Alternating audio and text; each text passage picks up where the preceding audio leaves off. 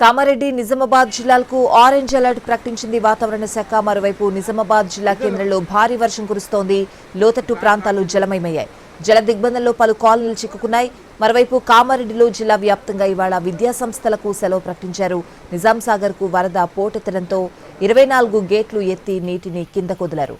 Outflow 2,33,000 క్యూసెక్కులు కాగా outflow 1,95,000 క్యూసెక్కులుగా ఉంది. Project నీటి మట్టం 1,405 అడుగులు కాగా ప్రస్తుతం నీటి మట్టం 1,403 అడుగులుగా ఉంది. కడెం ప్రాజెక్టుకు ఇన్ఫ్లో కొనసాగుతోంది. 6 గేట్లు ఎత్తి నీటిని కిందకు వదులుతున్నారు అధికారులు. ఇక శ్రీరామ్ సాగర్ కు భారీగా వరద పోటెత్తుతోంది. 39 గేట్లు ఎత్తి అధికారులు నీటిని కిందకు వదులుతున్నారు. ప్రాజెక్టు పూర్తి స్థాయి నీటి మట్టం 1,091 అడుగులు కాగా ప్రస్తుతం నీటి మట్టం 1,088 అడుగులుగా ఉంది.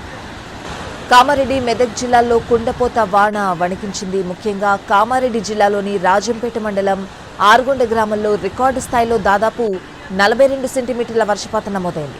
కామారెడ్డి జిల్లాలోని 5, నిర్మల్ జిల్లాలోని 3, మెదక్ జిల్లాలోని 2 లొకేషన్స్లో 20 సెంటీమీటర్లకు పైగా వర్షపాతం నమోదైంది. అలాగే నిర్మల్, రాజన్న సిరిసిల్ల, నిజామాబాద్, సిద్దిపేట జిల్లాల్లోనూ విస్తారంగా వానలు కురిశాయి. కామారెడ్డి పట్టణంలో 28.5 సెంటీమీటర్ల వాన పడింది. కామారెడ్డి జిల్లా బికనూర్లో 28 సెంటీమీటర్ల వాన కురిసింది. నిర్మల్ జిల్లా రూరల్ మండలం అక్కాపూర్లో 27.6 సెంటీమీటర్లు, మెదక్ జిల్లా హవేలీ ఘన్పూర్ మండలం సర్దన గ్రామంలో 26 సెంటీమీటర్లు, కామారెడ్డి జిల్లా పాత రాజంపేటలో 25 సెంటీమీటర్లు, నిర్మల్ జిల్లా వడియాల్లో 24 సెంటీమీటర్లు, మెదక్ జిల్లా హవేలీ ఘన్పూర్ మండలం నాగ్పూర్లో 24 సెంటీమీటర్ల వర్షపాతం నమోదైంది. మెదక్ పట్టణంలో 13 సెంటీమీటర్ల వాన కురిసింది. వర్షాలు కామారెడ్డి పట్టణంపై తీవ్ర ప్రభావం చూపించాయని చెప్పాలి. పెద్ద చెరువు పొంగడంతో గోస్కే రాజయ్య కాలనీ, హౌసింగ్ బోర్డు కాలనీలోకి నీరు చేరింది. దోమకొండ మండలం నీలకట్ట వాగులో ఓ కారు కొట్టుకుపోయింది. పరిస్థితి చాలా దయనీయంగా ఉన్న సిచ్యువేషన్ అయితే కనిపిస్తోంది. అధికారులు ఎటువంటి చర్యలు తీసుకున్నారు? పూర్తి అప్డేట్స్ అడిగి తెలుసుకుందాం. మా ప్రతినిధి విజయభాస్కర్ లైవ్ లో సిద్ధంగా ఉన్నారు. విజయభాస్కర్, స్వాతి, కామారెడ్డి పట్టణం పైన నిన్న వరను చూపిన ప్రతాపం నుంచి ఇంకా ఆ పట్టణం కోలుకోలేదు. టోటల్గా చూసినట్టయితే దాదాపు 16 కాలనీల వరకు నీట మునిగాయి. జల దిగ్బంధనంలో ఇంకా ఉన్న సిచ్యువేషన్ అయితే నెలకొన్నది. కామారెడ్డి చుట్టుపక్కల ఉన్న జిఆర్ కాలనీ, తర్వాత రాఘవేంద్ర నగర్ కాలనీ, ఇటు Goshke Rajaiah Nagar colony, housing board colony, ఈ ప్రాంతాలన్నీ కూడా పూర్తిగా ఒక జల దిగ్బంధనంలో ఫస్ట్ ఫ్లోర్ వరకు నీళ్ళు వచ్చిన సిచ్యువేషన్ అయితే కనిపిస్తూ ఉన్నది. మరోవైపు ఇంకొక స్పెల్ కూడా వర్షం ఉంటుందని చెప్పేసి వాతావరణ శాఖ హెచ్చరించిన నేపథ్యంలో భయంగానే కామారెడ్డి వాసులు గడుపుతున్న పరిస్థితి అయితే కనబడతా ఉన్నది. నిన్న ఉదయం నుంచి, నిన్న ఈ టైం నుంచి బాహ్య ప్రపంచంతో వారికి సంబంధాలు అనేవి పూర్తిగా కట్టాయని చెప్పవచ్చు. రాత్రంతా అంధకారంలోనే గడిపారు. బిక్కుబిక్కుమంటే ఈ వర్షంలో, ఈ వరదలో ఏం జరుగుతుంది అని ఒక తెలియని భయాందోళనకైతే గురయ్యారు. మళ్ళీ వర్షం ఉంటుందని చెప్పడంతో వాళ్ళొక బీతవ పరిస్థితులను నెలకొన్నదని చెప్పవచ్చు. మరోవైపు చూసినట్టయితే ప్రాజెక్టుల విషయానికి కనుక వస్తే, కామారెడ్డి ఈ ప్రాంతంలో కురిసిన క్యాచ్మెంట్ ఏరియాలో కురిసిన వర్షానికి అటు పోచారం రిజర్వాయర్ ఒక ప్రమాదకర స్థితిలో ప్రవహిస్తున్న పరిస్థితి కనబడతా ఉన్నది. అక్కడి నుంచి నిజాం సాగర్ కూడా వరద పెరిగింది. పోచారం రిజర్వాయర్ సామర్థ్యం జస్ట్ 1.8 టీఎంసీల కెపాసిటీ. అది దానికి 1,50,000 క్యూసెక్ల వరద వచ్చింది. అది నిజాం కాలంలో నిర్మించిన ఆ ప్రాజెక్టుకి సంబంధించి మనం కనుక చూసినట్టయితే 80,000 క్యూసెక్ల వరదను మాత్రమే తట్టుకునే కెపాసిటీ ఉన్న ఆ ప్రాజెక్టుకు రెట్టింపు స్థాయిలో అంటే 1,50,000 క్యూసెక్ల వరద వచ్చినప్పటికీ కూడా ప్రాజెక్టుకు ఎటువంటి ప్రమాదం జరగలేదు. నీటిపారుదల శాఖ అధికారులు రాత్రి కూడా ఒక ప్రకటన చేస్తున్నారు. సమీప గ్రామాల ప్రజలు ఎటువంటి ఆందోళన చెందాల్సిన పని లేదు. పోచారం ప్రాజెక్టుకు పక్కన ఏదైనా ఉంటే ప్రవాహం పైనుంచి వస్తుంది, గండిపడే అవకాశం లేదు. దానికి సంబంధించిన చర్యలన్నీ తీసుకున్నామని చెప్పేసి నీటిపారుదల శాఖ అధికారులు చెప్పినప్పటికీ, రెవెన్యూ శాఖ అధికారులు సహాయ చర్యల్లో ఉన్నప్పటికీ కూడా ఈ పలు కాలనీలో ఉన్న ప్రజలు, అటు గ్రామాల్లో ఉన్న ప్రజలు, ఇటు తండాలు, గిరిజన గ్రామాలు, అటు బాహ్య ప్రపంచానికి ఒక గ్రామం నుంచి ఇంకో గ్రామానికి అసలు కమ్యూనికేషన్ వ్యవస్థ కానీ, రోడ్ కనెక్టివిటీ కానీ పూర్తిగా దెబ్బతిన్న పరిస్థితి కామారెడ్డి జిల్లాలో ఉన్నాయి. కామారెడ్డి జిల్లాలో దాదాపు 70% గ్రామాలు ఈ వర్షానికి అఫెక్ట్ అయిన పరిస్థితి కనబడతా ఉన్నది. గోదావరి నదికి, మరోవైపు గోదావరి నదికి కూడా పెద్ద ఎత్తున వరదలు వస్తున్నాయి. శ్రీరామ్ సాగర్ నుంచి వచ్చే వరదకు, అటు కడెం ప్రాజెక్టు నుంచి ఆదిలాబాద్, నిర్మల్లో నిన్న కురిసిన వర్షానికి కడెం ప్రాజెక్టు కూడా పెద్ద ఎత్తున వరద వచ్చింది. కడెం ప్రాజెక్టుకు, ఇటు గోదావరి నదికి వచ్చిన వరదలతోటి ఎల్లంపల్లి వద్ద ఒక భారీ ప్రవాహం అయితే కొనసాగుతూ ఉన్నది గోదావరి నదికి. మరోవైపు చూసినట్టయితే మానేరు నది ఒక ఉగ్ర రూపంగా ప్రవహిస్తున్న పరిస్థితి కనబడతా ఉన్నది. అప్పర్ మానేరు దగ్గర దాదాపు 1.5 క్యూసెక్ల వరద అప్పర్ మానేరుకు అంటే కామారెడ్డి పరిసర ప్రాంతాలు దోమకొండ, అటు మాచారెడ్డి, అడ్లూరు ఎల్లారెడ్డి ఆ ప్రాంతాల్లో, లింగంపేట ఆ ప్రాంతాల్లో కురిసిన వర్షానికి అప్పర్ మానేరుకు పెద్ద ఎత్తున వరద అయితే వస్తూ ఉన్నది. నిన్న ఈ టైం నుంచి ఇప్పటి వరకు కూడా దాదాపు 24 గంటల నుంచి 1.5 క్యూసెక్లకు పైగా వరద అయితే కంటిన్యూ అవుతున్నది. గత 13 ఏళ్లలో ఇప్పటి వరకు మధ్య అప్పర్ మానేరు పైన ఉన్న పాల్వంచ వాగు కావచ్చు, మానేరు నది కావచ్చు, ఈ రెండు కలిసిన తర్వాత అప్పర్ మానేరు నర్మాల వద్ద కట్టారు. అయితే ఈ రెండింటికి కలిపి గత 13 ఏళ్లలో దాదాపు దశాబ్దన్నరలో ఇంత పెద్ద వరద ఎప్పుడు రాలేదంటున్నారు.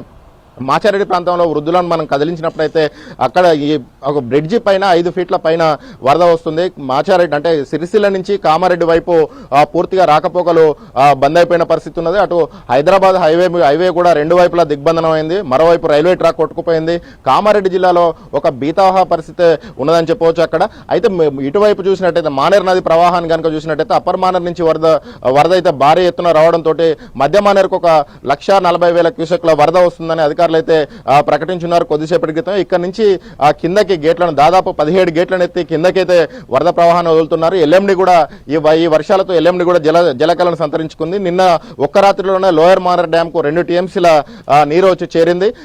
ఈ వర్షాలు మరికొద్ది రోజులు కొనసాగే అవకాశం ఉండడంతో ఈ నదులు, వాగులు, వంకలు వీటి పరిసర ప్రాంతాల ప్రజలు చాలా జాగ్రత్తగా ఉండాలి, అత్యంత అప్రమత్తంగా ఉండాలి. ఎవరు పశువుల మేతకు కానీ తర్వాత చేపలు పట్టేవారు కానీ అటువైపు వెళ్ళొద్దని చెప్తా ఉన్నారు.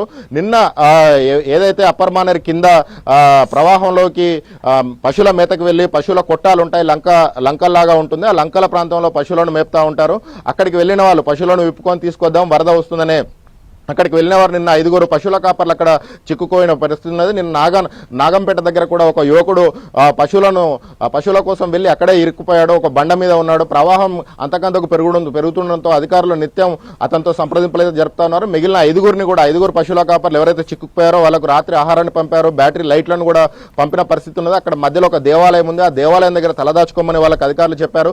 సిరిసిల్ల జిల్లా అధికారులు ఈ 6 కూడా బయటకు తీసుకొచ్చేందుకు ప్రయత్నాలు చేస్తా ఉన్నారు. ఒక వ్యక్తి నిన్న పంపుకాడి నర్సయ్య అనే వ్యక్తి నిన్న అప్పర్ మానేరు ప్రవాహంలో కొట్టుకుపోయాడు. అప్పర్ మానేరు ప్రవాహంలో కొట్టుకుపోయిన వ్యక్తి జాడ అయితే ఇప్పటి వరకు తెలియలేదు. అతని కోసం గాలింపు చర్యలు అయితే చేపడతా ఉన్నారు. మరోవైపు పెద్ద ఎత్తున వరద వస్తుండటంతో సహాయ చర్యలకైతే తీవ్ర ఆటంకం అయితే కలుగుతా ఉన్నది.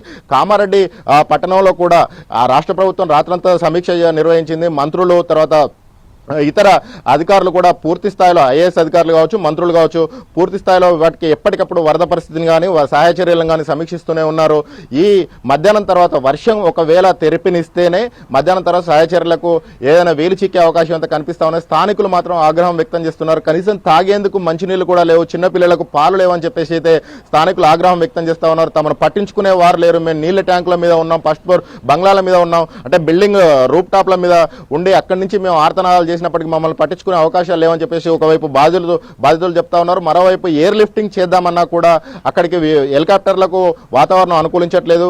ఎప్పటికీ ముసురులాగా పడుతుండడంతో హెలికాప్టర్ తోటి ఎయిర్ లిఫ్ట్ చేయడానికి కూడా అవకాశం లేకపోవడంతో సహాయ చర్యలకు ఒక తీవ్ర విఘాతం అయితే కలుగుతా ఉన్నది. ఎస్డీఆర్ఎఫ్ బృందాలు, ఎన్డీఆర్ఎఫ్ బృందాలు అయితే ఇప్పటికీ సహాయ చర్యల్లో 24 గంటలు 24 అవర్స్ నుంచి కూడా వాళ్ళు సహాయ చర్యల్లోనే ఉన్నారు.